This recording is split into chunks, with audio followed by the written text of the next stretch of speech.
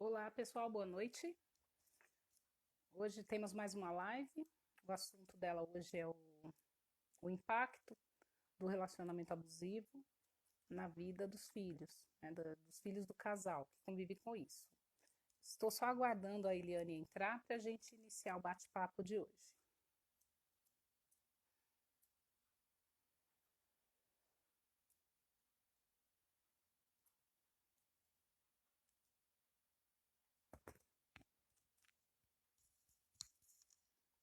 A Fernanda falou que não deu para ouvir. Melhorou, Fernanda? Boa noite, vocês estão me ouvindo?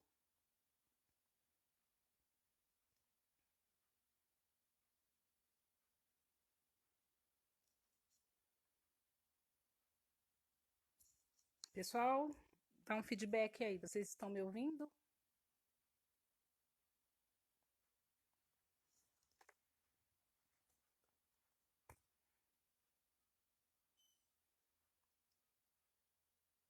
Boa noite. Dá para ouvir, gente? Me dá um retorno aí, porque eu não sei como que tá o áudio.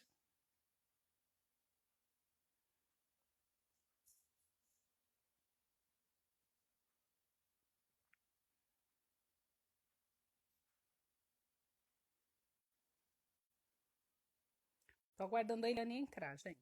Ah, obrigada. Ah, dá para ouvir então, né? Tá certinho. Tá. Assim que a Eliane entrar, eu já chamo ela pra gente iniciar a live de hoje.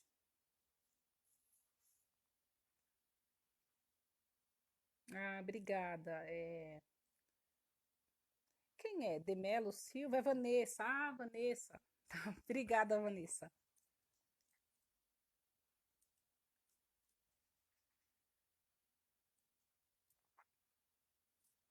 Ai, cadê a Eliane?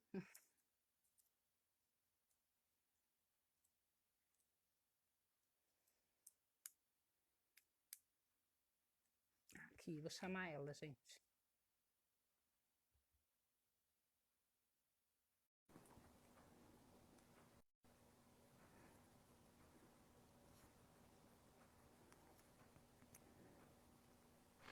Boa Oi, noite, boa noite.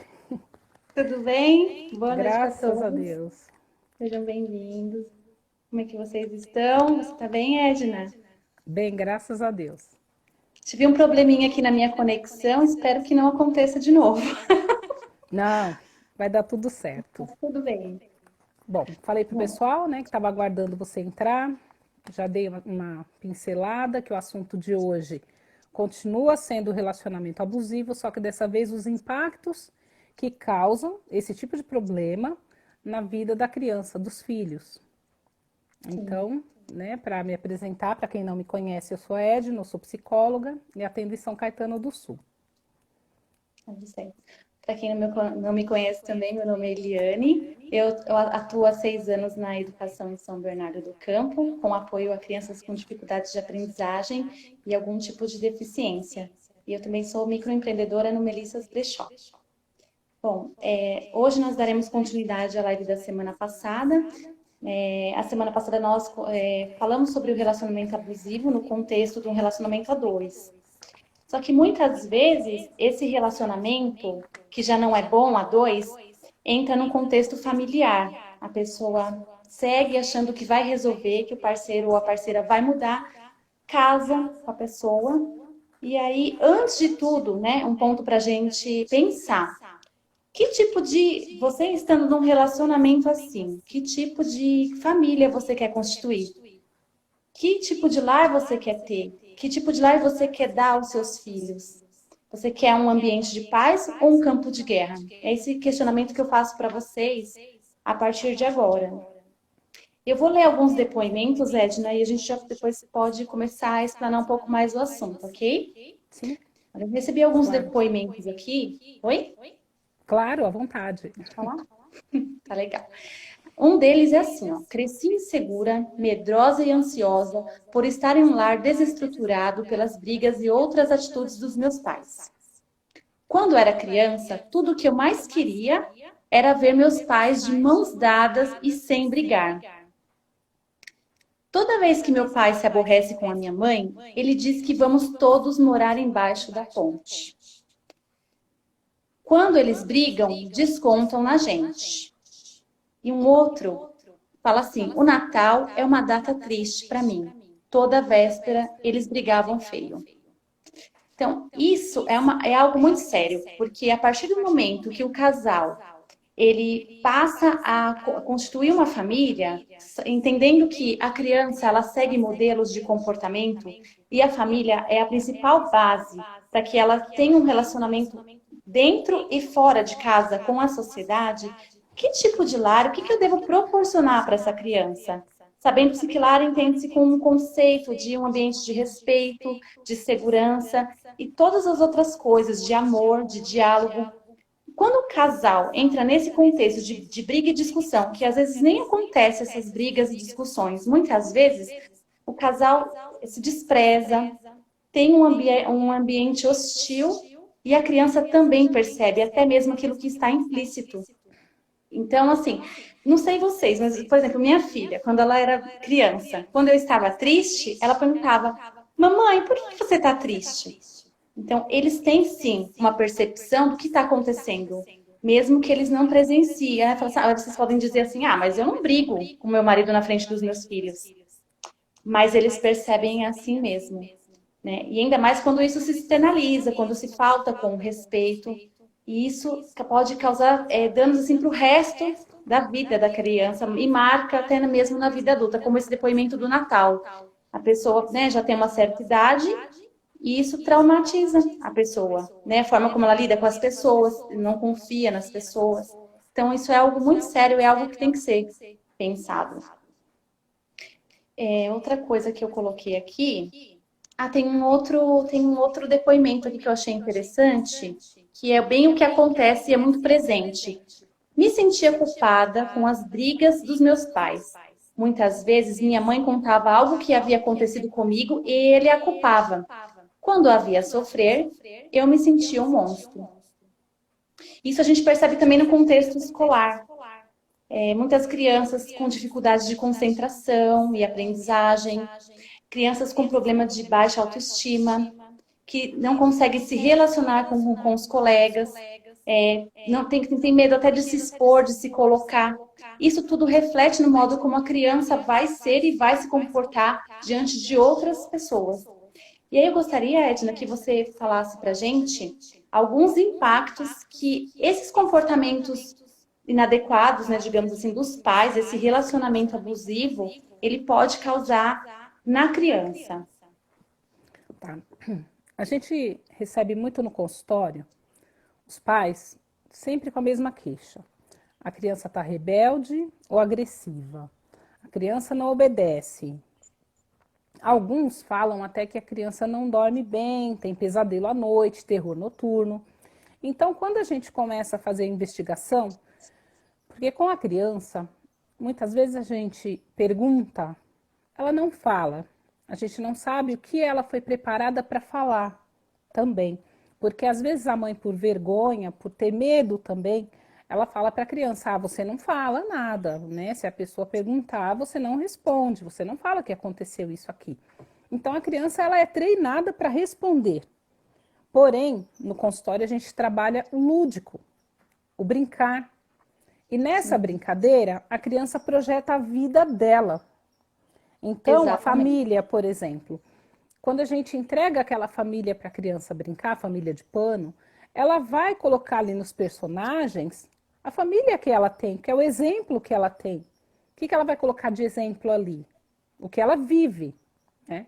Então, a gente percebe a criança um pouco agressiva com aqueles personagens, representando ali a vida real dela.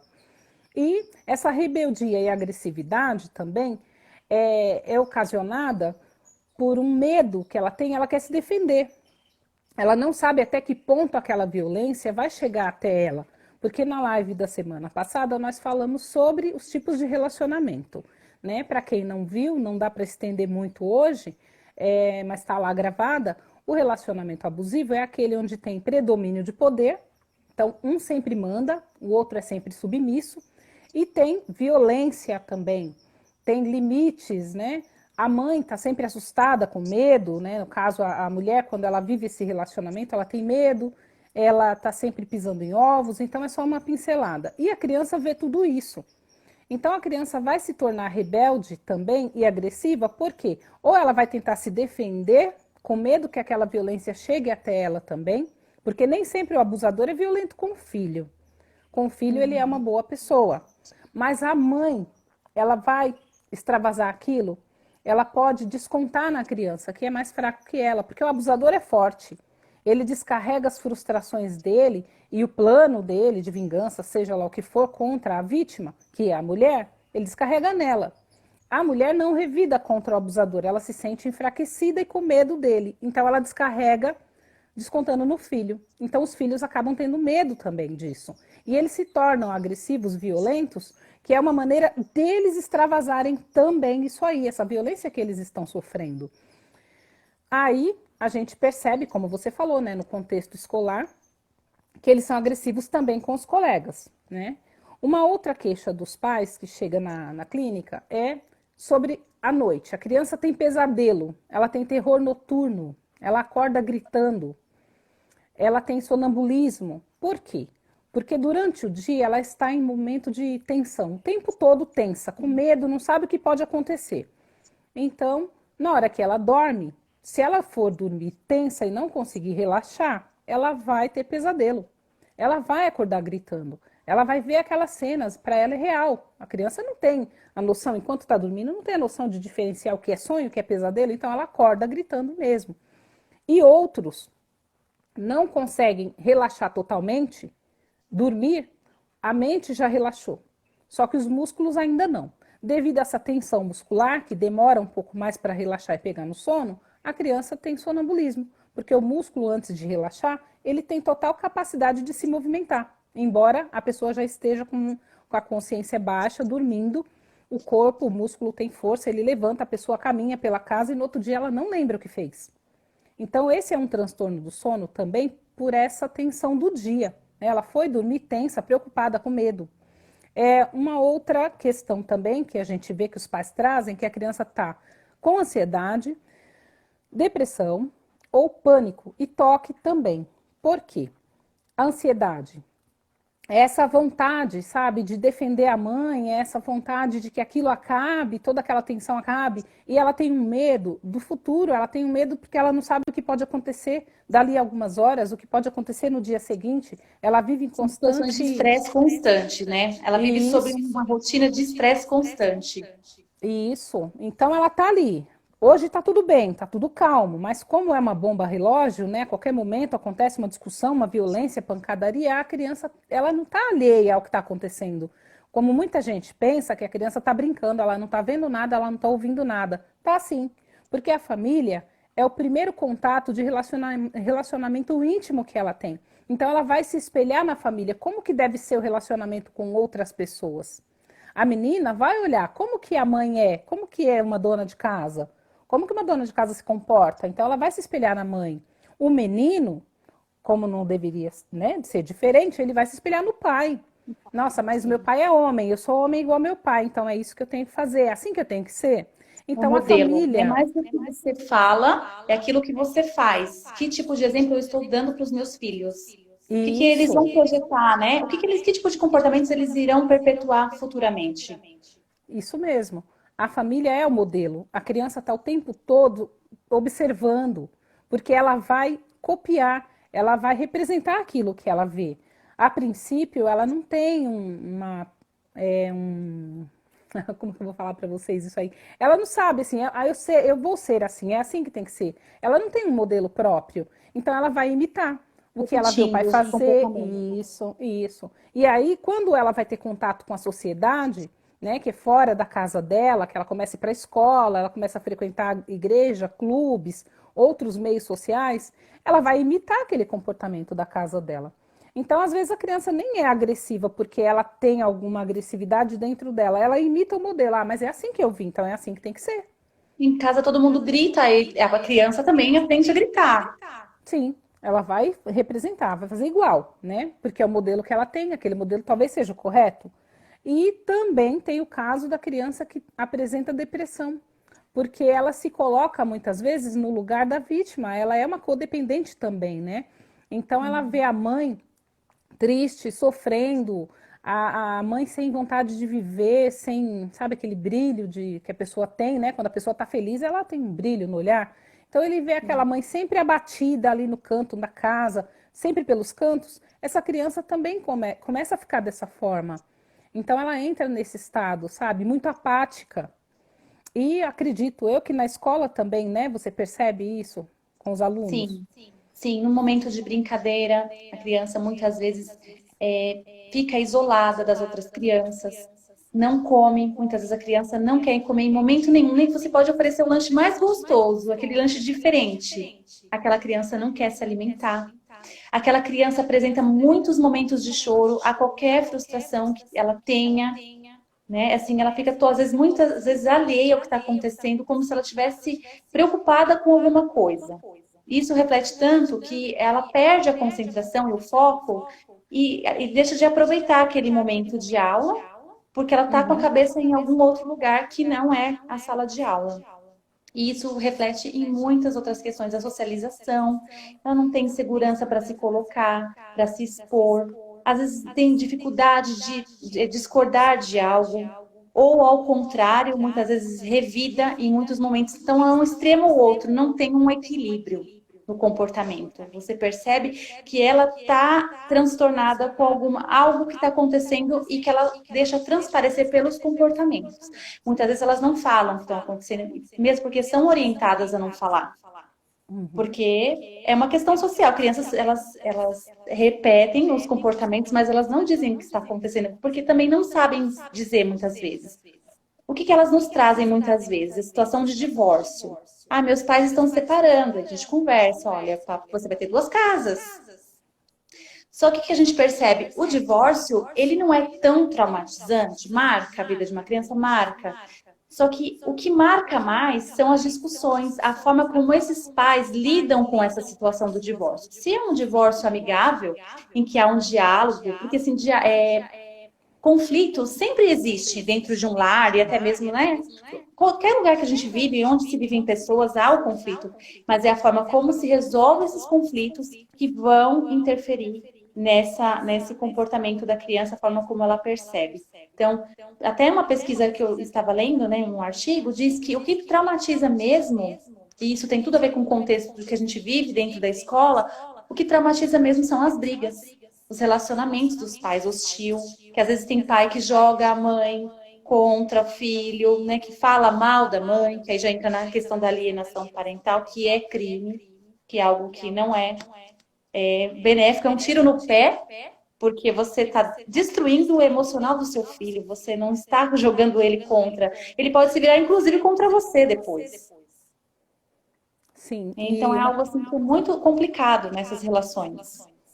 sim, e complementando quando você falou da questão do divórcio também, por quê? Porque sempre eles querem estar com a razão e colocar os filhos um contra o outro. E aí eles começam a jogar, né? Ah, a mãe fala mal do pai, o pai fala mal da mãe. E a criança, ela percebeu tudo, ela viveu, ela observou. Então, o mais adequado seria conversar com a criança numa linguagem que ela entenda, na linguagem dela. Já que ela observou tudo, que ela vivenciou e ela sabe que o ambiente é de briga, é de pancadaria, é de barulho, então o casal deve explicar para a criança, falar, olha, né, eu estou indo, o pai falar, né, o papai está indo embora para outra casa, porque, como você mesmo vê, a gente briga muito e não é legal, nós preferimos ser amigos, porque assim não vai mais ter brigas. E explicar para a criança que estão se separando porque está acontecendo muitas brigas entre o casal, que eles decidiram que para parar de brigar é melhor cada um ir morar num lugar.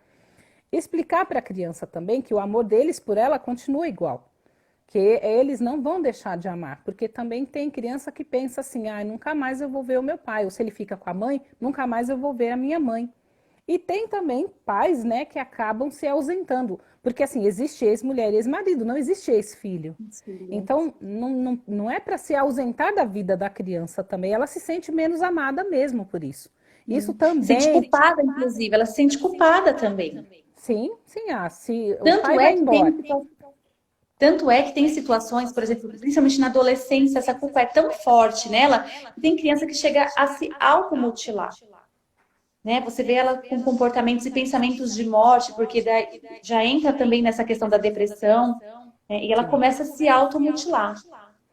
Sim, sim. E a automutilação é na expectativa de amenizar a dor psíquica que ela está sentindo, sabe? Ela não está suportando aquilo, ela não sabe lidar com aquilo. É uma dor emocional muito alta, então ela vai se mutilar, porque a dor física, enquanto ela sente aquela dor física, ela esquece a dor emocional. Então a dor física vai substituir momentaneamente. Por isso que tem, né, adolescentes que têm vários cortes pelo corpo todo. Ele prefere sentir aquela dor e ele sabe que aquela dor está ali porque tem aquele ferimento ali.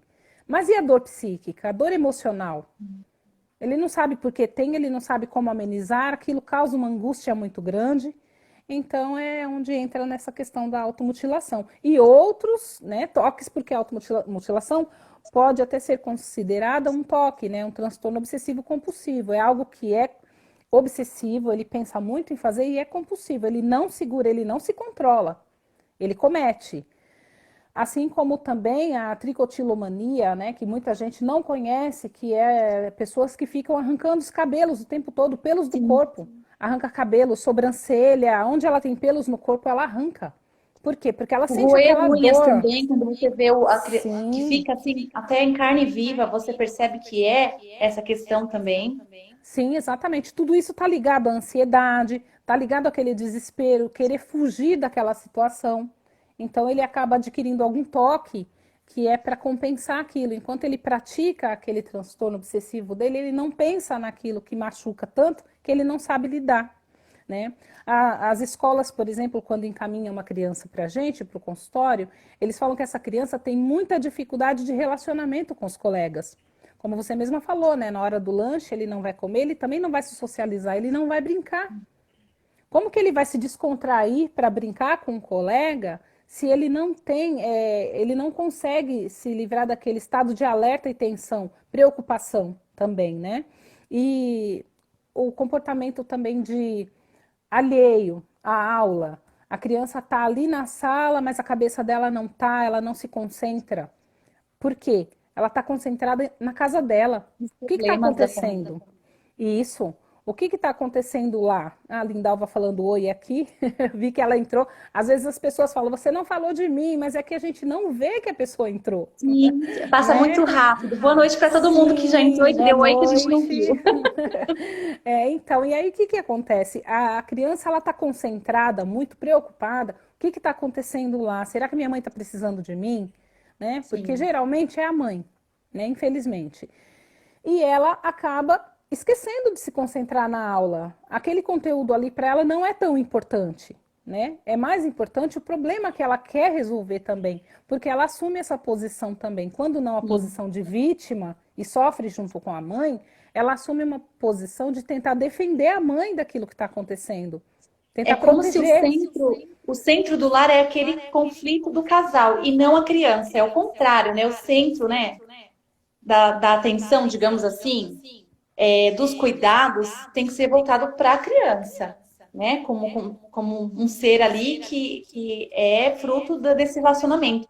E essa criança, ela acaba vivenciando como centro de tudo, o relacionamento dos pais. E ela se frustra, porque Sim. ela quer resolver e ela não consegue. Então ela vive os problemas daquele casal e ela passa a se esquecer, inclusive, dela mesma. Porque ela quer ver os pais bem, ela quer ver os pais juntos. Teve até um depoimento que falou: o meu sonho, a minha vontade era que os meus pais fossem um casal normal, que eles tivessem um carinho um pelo outro, que tivessem respeito, andassem de mãos dadas. Então foi esse depoimento que a seguidora trouxe. Então é mais ou menos isso que você está dizendo. Isso mesmo. Até mesmo quando existe o caso de separação, muitas vezes as crianças torcem para que os pais voltem e ela começa a ficar agressiva também, rebelde, para chamar atenção.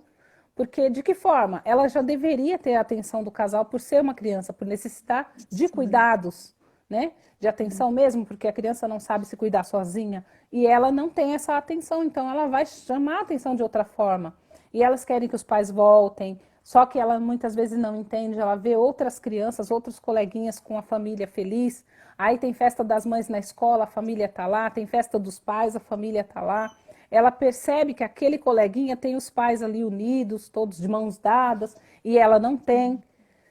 Então ela vai querer que isso aconteça com ela E também. ela Ela pensa assim, por que percebe. todo mundo tem uma família normal e eu não? Ela passa assim, né? Isso mexe com a segurança, mexe com a autoestima, como se ela não merecesse ter aquilo, não é mais ou menos isso? Sim, ela se coloca na posição de culpa, de menos merecedora, né? Hum. E aí isso não é bom porque desanda tudo, né? A vida social dela, porque ela não vai ter um bom relacionamento com os amigos, ela não vai conseguir se concentrar nos estudos.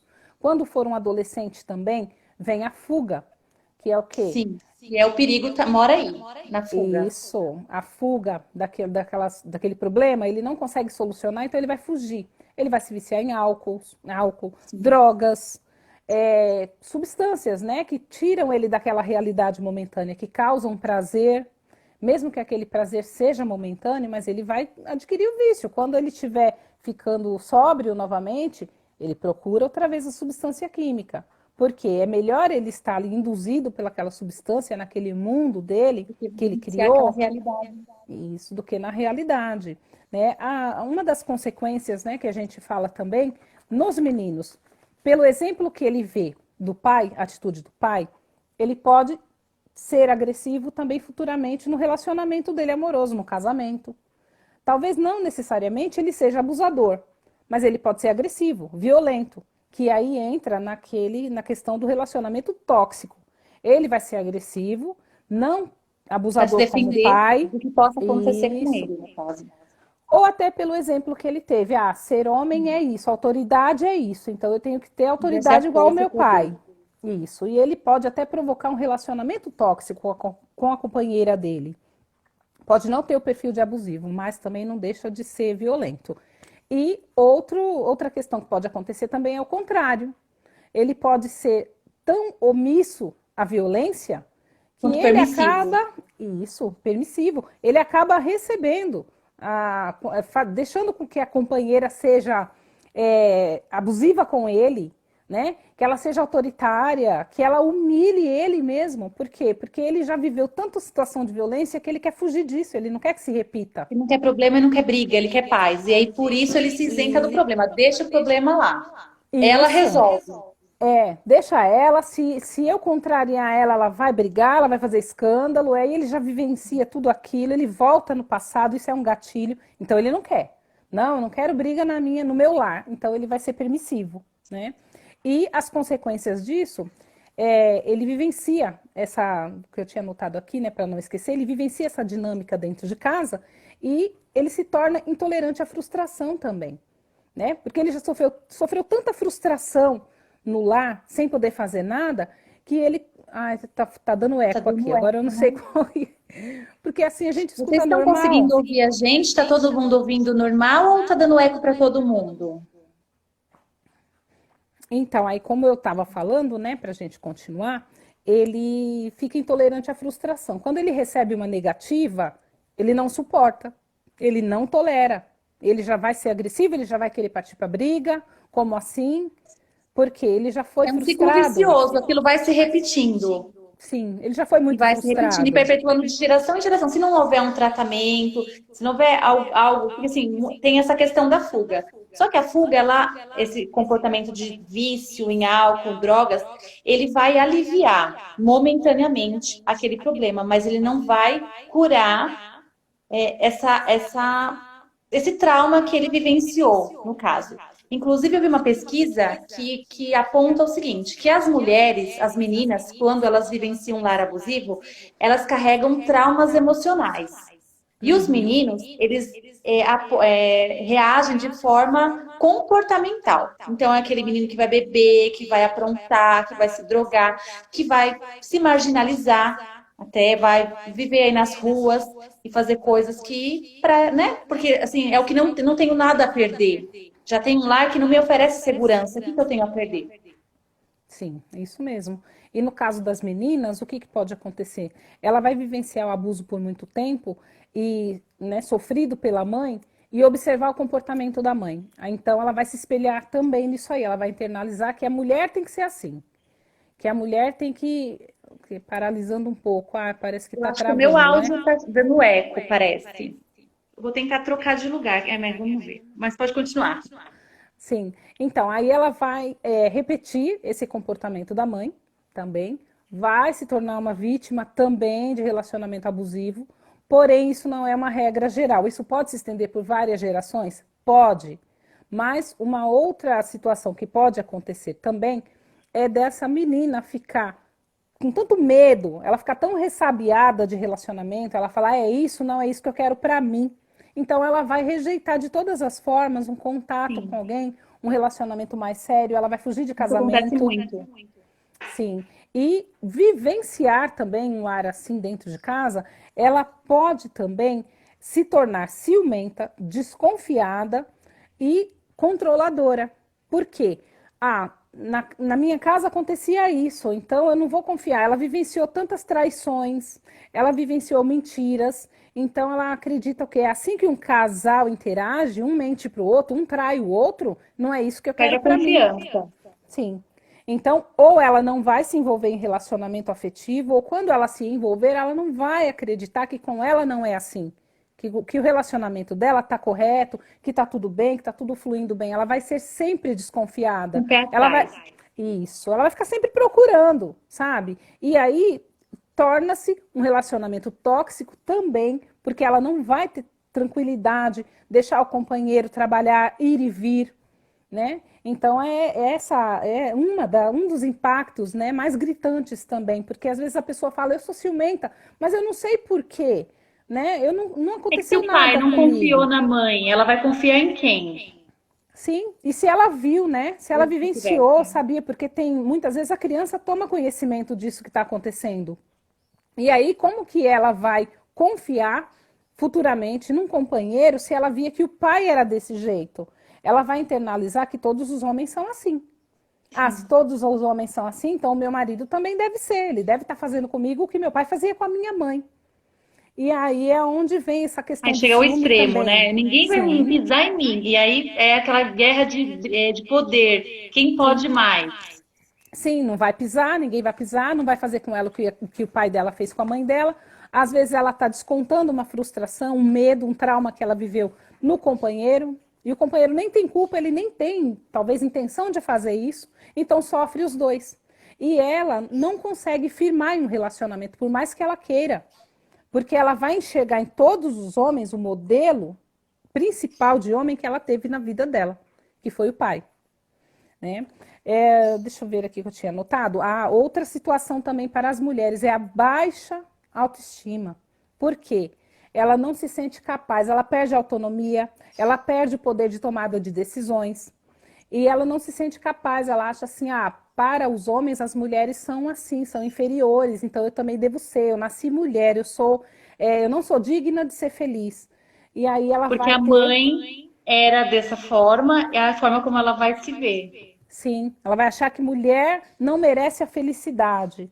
Então ela vai ter uma baixa autoestima, ela não vai se achar bonita o suficiente para atrair alguém, para manter um relacionamento. Mesmo que as pessoas falem, não, mas você é linda, você é capaz, ela não acredita.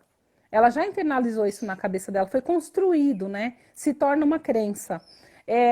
Tomada de Que nos decisões limitam, né? também. São as crenças limitantes Sim, isso que, mesmo.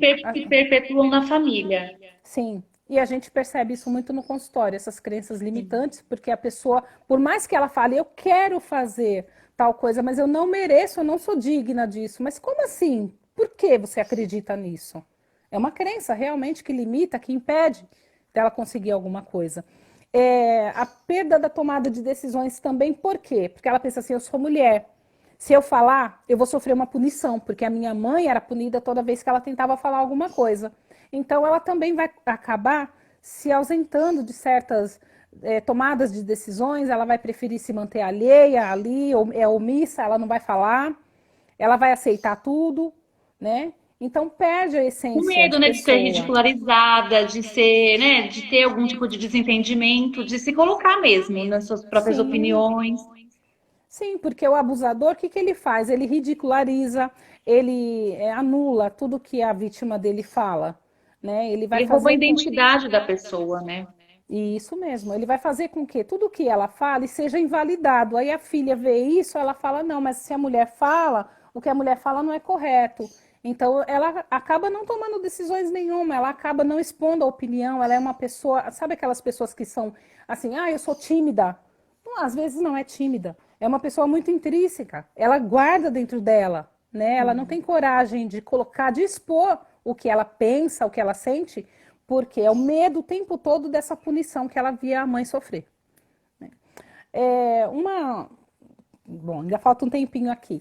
Uma questão interessante também, que eu acho que é construído nas mulheres, principalmente nas meninas, e eu tenho visto, né, ao longo do tempo aí, em consultório, as meninas, as crianças contam. Quando a gente pede para escrever uma historinha, elas escrevem contos de fadas. Então, eu acho até interessante trazer, né, para vocês o conto da Bela e a Fera. Eu até separei aqui um trechinho, vou fazer uma leitura, porque é muito pertinente e é muito parecido com o que a gente vê hoje em dia nos relacionamentos. O conto da Bela e a Fera diz que é o perfil da mulher maltratada, mas que quer ser salvadora.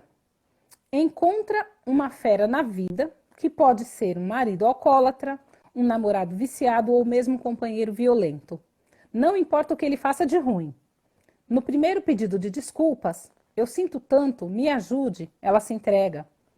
Perdoa e acredita que aquela fera que a agride não é o lado real do companheiro.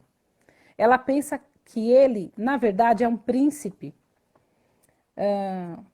que vai surgir maravilhosamente daquele corpo de fera enfeitiçado. Acredita que com certeza seu amor libertará. Esse é o perfil da mulher vitimizada pela sua própria consciência enganosa, uma espécie de complexo, de superpotência, toma conta dessas mulheres e elas acreditam que podem mais que o próprio companheiro que decidiu ser fera. Elas doam sua juventude, sua vida por vezes de maneira literal, para provar que essas feras são príncipes e que elas são salvadoras e que com o amor doado por elas, eles se libertarão. Então, assim, É como se a mulher fosse a clínica de reabilitação. Isso o mesmo. fera que existe dentro eu posso. Aí eu falo assim, sentimentos são fáceis de mudar? Para quem? Quer dizer, vale a pena eu perder a minha identidade, me sujeitar a tudo isso a troco do quê? Sim. Como Isso é fala muito aqui, forte. né? Como fala aqui, elas doam sua juventude e sua vida, por vezes, de maneira literal. Por quê? Casos que a gente vê que chega numa violência extrema, onde a mulher acaba sendo assassinada, né? Então, literalmente, ela doou a vida na esperança de salvar aquela fera daquela capa, daquela máscara, daquela pele de lobo. Só que foi ele que muitas vezes escolheu ser assim, né? Sim. Por vários motivos, né? Não se pode falar com propriedade qual o motivo que ele escolheu, porque como a gente falou na live passada, existem várias causas para, né, para ser abusador, vários perfis de abusador. Teve pessoas que me perguntaram se é apenas o narcisista que é abusador. Não é, como eu falei na live passada, que existem outros perfis também, né? Que é o psicopata, é o antissocial também, né? Então tem vários perfis Paranoide, que... né? Sim, Que sim, transtorno paranoide. Então não é apenas o narcisista. Me perguntaram bastante depois da última live, né? Não é. Eu Mas acho que o Fera lá, o Fera, ele era narcisista, porque quando a, a bruxa lá bateu na porta dele, que na verdade ela era uma fada, ela se disfarçou, ele a rejeitou e foi extremamente orgulhoso e petulante com ela. Então, já tinha uma personalidade ali, ele não virou fera, que na verdade ele já era um fera mesmo com a aparência bonita. Ele estava ali, né? Ele era fera por dentro, ele continuou fera. Então não era a Bela que tinha que consertar o fera.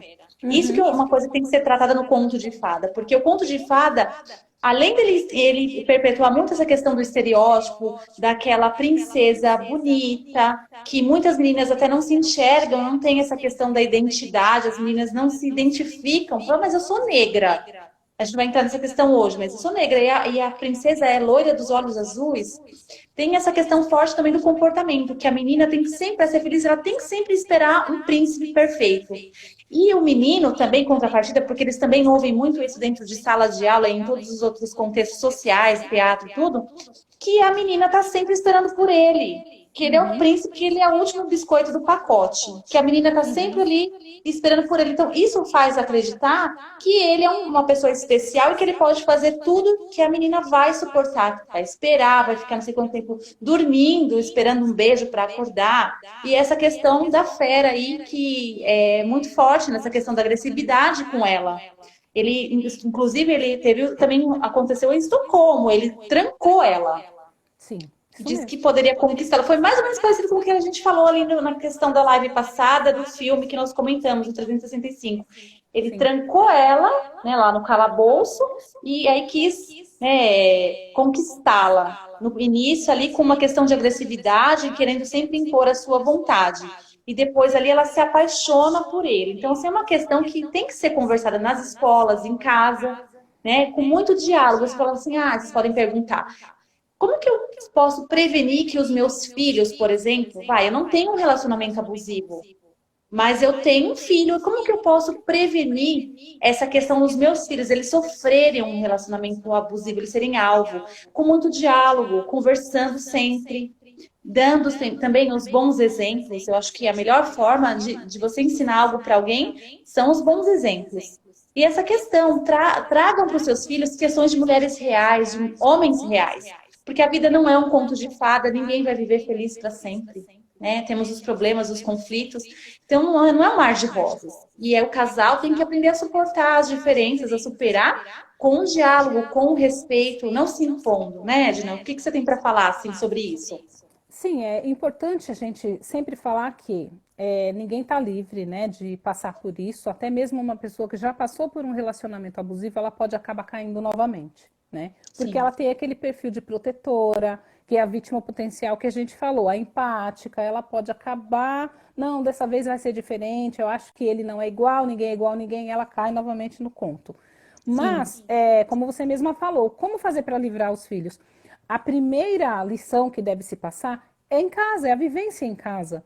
Se o filho tem esse exemplo de um lar harmonioso, onde existe respeito, onde existe verdade, né, e amor, eles não vão aceitar receber de alguém nada diferente disso. Então, Sim. quando a filha, por exemplo, vai conhecer uma pessoa e ela vê que ele é diferente, que ele é autoritário, mas meu pai não era assim com a minha mãe, não, eu Sim. não quero isso para mim. Por quê? Porque ela já tem internalizado o modelo de homem também, né? Ela Sim. tem o modelo de mãe, de mulher, como que uma mulher deve ser, porque ela observou muito bem a mãe dela, mas ela também tem internalizado o modelo de homem. E se ela tem um relacionamento saudável na família, quando ela crescer e ela estiver pronta para um relacionamento íntimo fora daquela família, né, um relacionamento amoroso, ela vai falar não, porque a mulher inconscientemente ela busca um modelo igual ao do pai dela. Sim. É inconsciente, ela procura. Então ela vai falar não, meu pai não é assim, não é esse É modelo. mais ou menos o Édipo ali, que a menina, ela se apaixona, né? Ela idealiza o modelo do pai. Isso. E aí ela vê que o pai não pode ser dela, porque o pai já é da mãe, né? Porque o Édipo, na verdade, é do menino, né? É o menino que se Uhum. apaixona pela mãe. A menina é síndrome de Electra. Mas É verdade. é bem É, semelhante, né? sim. Então ela vai falar assim: não, mas o meu pai é da minha mãe, então eu tenho que procurar outro. Só que se ela se apaixonou por aquele modelo, ela vai procurar outro igual. Ela não vai Sim. procurar nada diferente daquilo. Muita gente fala assim, é outra coisa muito errada que é pregada na sociedade, é a questão assim, fulana tem dedo podre. Como se a culpa pelas escolhas fosse, fosse da menina ou do menino. Só que não, gente, é a questão da autoestima, é a questão do perfil que a vítima tem e atrai esse tipo de pessoa. Então, assim, a gente tem que parar de falar, é dedo podre. Não é. Isso acaba trazendo a culpa para quem não tem, para quem é vítima. Não é Isso mesmo. verdade? Isso mesmo, porque falar que é dedo podre, então foi ela que escolheu? Mas como assim? Como que ela escolheu se no começo do relacionamento o abusador se mostra lindo, maravilhoso, como um O príncipe príncipe do encantado? conto de fadas. entendeu? Que até aquela questão que você falou que nas escolas os meninos conhecem também e eles acham que eles são príncipe que a menina espera. Então o menino cresce com essa ideia de que ele tem que ser o príncipe e mesmo ele sabendo que ele não é, ele representa. Sim. Por quê? E ele sabe, porque ele aprendeu o comportamento. Mesmo que ele não seja, só que a máscara um dia cai, né? E assim, a dele nem cai, né? Ele mesmo tira. Né? Sim. O abusador tira, quando ele percebe que já está dominado, que ele já Ganhou, conseguiu, né? Ganhou. E isso, já ganhou o terreno, então ele mesmo tira a máscara, ele não faz questão de manter. Para que ele vai manter? Né? Se era só para conquistar, para seduzir. E o menino, ele faz isso também. Ele já tem essa crença, esse conhecimento, não, mas eu tenho que ser assim para conquistar. Que aí a gente vê aqueles filmezinhos bem antigos, bem clichê, que a menininha fala, você fala isso para todas. Porque é real, ele vai falar mesmo. Ele sabe que é o que todas elas esperam ouvir, ele vai falar para todas. Né? Então, é a mulher que tem culpa? É ela que tem dedo podre? Não, porque muitas vezes quando ela está na fase consciente, ela percebe que está diferente do que ela idealizou, ela não vai escolher.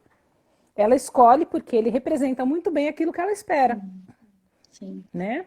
Agora, se tem pessoas que gostam também, né? Tem pessoas que escolhem aquele perfil violento, que se sentem atraídas por isso, né? E aí sim, não gosto de homem bonzinho.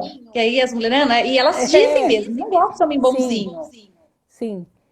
Aí sim, Tem pode uma até outra falar, questão né? que me trouxeram, tem uma outra questão que me trouxeram, que acontece o seguinte, às vezes não é o pai, mas aí isso é tema para muita coisa.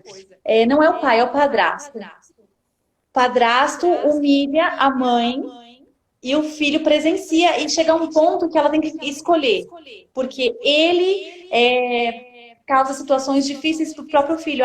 O seu filho não ajuda em nada. Você vai ficar, né? Quando é que seu filho vai trabalhar? Então, tem essas questões também, né? Não, que a gente fala de pai e mãe, mas isso pode acontecer num outro contexto de família, não precisa ser. A gente não fala aqui só de casal hétero, acontece também na relação homoafetiva. Enfim, isso é uma coisa que todos estão sujeitos a vivenciarem. Sim, pode acontecer sim. Mas até quando não é a família biológica, né? Quando não é o pai verdadeiro ou a mãe verdadeira, que existe até talvez uma disputa ali de poder, de quem que vai merecer mais atenção, né? Atenção. Que quer tirar a atenção, às vezes a madrasta tem ciúme dos filhos, ela quer mais a atenção do pai do que ele deve dar atenção para os filhos, ou o padrasto também. Então existe essa disputa de poder. E aí acaba se virando contra a criança também, que é vítima, não merece, não tem culpa de nada, né? A criança não tem culpa que o relacionamento dos pais não deu certo, que entrou uma outra pessoa na relação, e ela tem que vivenciar esse clima hostil, né? E algo interessante também que eu gostaria de trazer é a questão como a gente tinha falado, né? Do conto de fada. As escolas estão mudando. Como que você vê isso hoje nas escolas? Porque assim, eu me lembro que até na minha época de infância, as escolas passavam, Dia das Crianças, era a Semana das Crianças, a gente ia assistir filme no telão, Cinderela, Branca de Neve. Então, eles colocavam muito isso para a gente ver, sabe? Então, a minha geração, né, a geração de crianças da minha época, acreditava bastante nisso. Como que está hoje essa questão do conto de fada na escola? O que estão colocando para a geração de agora? Então, na escola, o que se percebe é assim, tem essa questão muito forte dos contos, sim, ainda. Temos aí um longo caminho. Só que é um caminho a passos lentos, mas que vem acontecendo. Então, assim, o que se prega muito nas escolas hoje e nas histórias que são contadas dentro de sala? A questão da diversidade.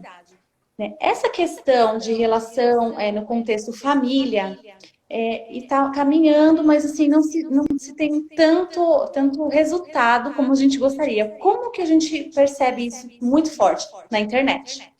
Tanto que existe um movimento anti-princesas, que são coleções de livros que retratam mulheres reais que marcaram a história do país, do nosso país e de outros países, como Clarice Lispector, Frida Kahlo. Então, assim, só que isso não é tão abordado dentro da sala. Se abordem dentro de sala os contos que já conhecemos, que são contos que vêm lá do infantil, que vêm lá da casa da criança, coisas que ela já conhece, situações que ela já conhece. Então, assim, existe esse movimento, mas tem um longo caminho ainda para se percorrer. estão tentando desconstruir isso, mas ainda falta Ainda muito, né? não. O que a gente o que vem muito forte na questão da escola é a diversidade, é a inclusão. Isso é muito forte. Isso é um movimento que tende a crescer muito. Essa questão da aparência, da desconstrução de estereótipos, né, de aparência, desculpa, de aparência. Mas essa questão que envolve a família, que envolve essa questão da relação, né, de respeito, que isso ainda a gente precisa trabalhar muito. Ainda se espera o príncipe. É, Mas né? tem outras histórias muito legais também que são trabalhadas dentro de sala, questões de aceitar o amigo, questões de, assim, de relacionamento, de trazer uma mensagem, né, para a turma, para que eles possam, opa, eles sempre percebem, igual o aluno tal, por exemplo, tem um aluno com algum tipo de dificuldade ou algum tipo de deficiência, eles mesmos, durante a contação dessa história, eles mesmos sinalizam, olha, é igual fulano. Mas essa questão que a gente está tratando aqui, a gente precisa melhorar bastante, viu? Ainda é algo bem falho dentro, né, e fora das escolas também, no contexto da família também. Também. É porque assim, todas as pessoas elas são produto do meio, né? Então, Sim, o meio onde ela vive, e é o primeiro contato dela, né, com humanidade, com sociedade, né, com pessoas, é dentro de casa, é a família, é o sim, pai, a mãe e os irmãos, né? sim, O contato principal. Só depois de uma certa idade que ela vai começar a sair, estudar e ela vai conhecer outras sim. pessoas, né? Então, o meio, ela é produto do meio. E É se produto ela do meio, ela vive. sente e vivencia. Por exemplo, sempre igual uma princesa. Ai, você, olha, come, aí a criança comeu tudo. Ó, comeu, é princesa. E o menino é É, o príncipe. Então, isso já começa lá desde a tenridade de quando a criança nasce. Se ela se comportou bem, ela é princesa. Se ele se comportou bem, ele é o príncipe. Isso é muito forte na sociedade, muito forte. E para sim, desconstruir isso leva tempo, leva sim. muito tempo. Mas a gente vai caminhando. Devagar a gente chega. É verdade. A Creuza está falando oi aqui, é minha tia do Pernambuco. Estamos sendo Oi, prestigiadas. E Lindalva, boa que entrou no noite. início, é minha mãe, viu? Que você não conhece, né? Então, Prazer. a família prestigiando a gente aí. É muito bom. Então, essa questão que a pessoa é fruto do meio também, como a gente vê a história do Mowgli, né? O menino lobo, né? Sim. Qual que era o comportamento dele, né? Quando ele ficou ali dentro, naquele tempo na floresta, ele começou a adquirir hábitos de uma pessoa, de um selvagem, né? De uma pessoa que vive na floresta. Embora fosse humano, ele passou a ter modos de vida e de pensamento como se ele fosse de outra espécie. Isso também acontece conosco, a gente somos esponjas, né? A gente vai começar a absorver situações no nosso dia a dia, coisas que nos dizem, coisas a forma como nos tratam, tudo que a gente vivencia, isso aparece lá na frente. Aparece durante e depois. A ideia que a gente traz, né, de nós, que nós trazemos de nós, é como as pessoas nos tratam, é aquilo que vemos, que ouvimos, que percebemos no ambiente. Porque, como eu disse no começo, às vezes o casal não briga. É aquela briga silenciosa, né? É aquela guerra fria. Tá cada um no canto, é um casal só no papel, mas no dia a dia são distantes, não tem diálogo, se tratam de forma monossilábica, não conversam, um joga para o outro e a criança tá ali no meio dessa relação. E isso afeta, né, em tudo, a forma como ela vai lidar com os amigos, a forma como ela vai lidar com os professores, porque quando você tem um relacionamento com seus pais, dependendo da relação que vocês possuem, você vai transferir para uma autoridade. Seu pai e sua mãe, eles são autoridade. A forma como eles se tratam e você os trata vai refletir a forma como você vai tratar outras pessoas. Aquelas que são menos que você e as que são mais que você. Digamos assim, nível de hierarquia. Então, isso vai afetar também. Sim, e esse clima né, relacionamento por aparência também vai afetar muito na infância, né, na vida da criança e no que ela vai construir sobre relacionamento também. Porque ela vai imaginar que é isso. Então, ela vai ser um adulto frio, ela vai querer se comportar da mesma forma com o companheiro depois, ou com a esposa, né? Ah, mas é assim que tem que ser. Aí a pessoa veio de uma família onde tinha um lar mais saudável, com mais demonstração de amor e carinho, ela vai cobrar. Isso também vai dar conflito. Sim. Porque aquele que não recebeu, ele não sabe doar. A gente doa aquilo que a gente recebeu, Que a gente tem. né? Sim, cada um Porque dá o que tem, né? Tem aquela frase, isso, cada um dá o que tem. Se eu, de repente, fui criada num lar hostil, aí as pessoas falam, ai, mas fulano é assim, mas não sabe o que aconteceu lá atrás. Ah, ela é fria, mas de onde ela veio? Qual o meio que ela viveu? Como ela percebe o mundo? O que que ela traz de bagagem ali? Você não sabe. ela recebeu amor. Quem não recebe não sabe doar, E né? dá, porque não tem, tá vazia. Como que ela vai demonstrar sentimento? Se ela nem via isso, ela não sabe como é que demonstra sentimento por alguém, ela nunca viu, ela não teve exemplo. Sim. Por que a criança vai para a escola? Porque na escola vai ser ensinado, vai ser alfabetizado, mas ela vai ter exemplos ali, A né? construção é na família. É isso que as pessoas têm que entender. Sim, Hoje em dia, as pessoas veem a escola como um depósito, infelizmente. É um é, lugar que o seu filho vai passar ali um tempo para me é, dar um pouco de sossego. isso A mesmo. maioria, infelizmente, é assim que as pessoas enxergam. Não é assim, ali a criança vai para aprender, para se socializar com outras crianças, mas a construção do caráter e do jeito dela ver o mundo e as bases que ela precisa, vem da família. Isso não dá Sim, para terceirizar. é Não verdade. dá para terceirizar. A A, educação do filho vem de casa. a Na Nancy escola ela falou, aprende português, matemática e outras coisas. isso, alfabetização, né? Mas a educação e a Isso. moral tem que vir de casa. A Nancy Sim. comentou assim, não conhece esse sentimento. Realmente, né? Quem não conhece não sabe Não demonstrar. sabe. Até porque a criança, a gente falou no início, ela imita o que ela vê. Então, como que ela vai imitar, né? Digamos assim, como que ela vai na vida adulta demonstrar? Ela não sabe, ela não imitou quando era criança, ela não viu, ela não teve exemplo. Então, por mais que ela sinta, ela não sabe demonstrar, né? Nós já estamos bem pertinho de encerrar, acho que deve faltar um minutinho ou dois. Então, eu gostaria de agradecer mais uma vez, Eliane, por você, pela sua participação, por ter aceitado dessa vez o meu convite para a gente falar, né? Trazer um pouco do contexto escolar também, né? Do que a criança representa. E quero agradecer todos que assistiram, que participaram com a gente. Né? Muito obrigada pela paciência de vocês, pela audiência, por estar aqui com a gente, né? Eu também gostaria de agradecer a vocês por estarem aqui nos prestigiando. Foi um imenso prazer. Passar essa uma hora passa bem rápido, que é muito agradável aqui.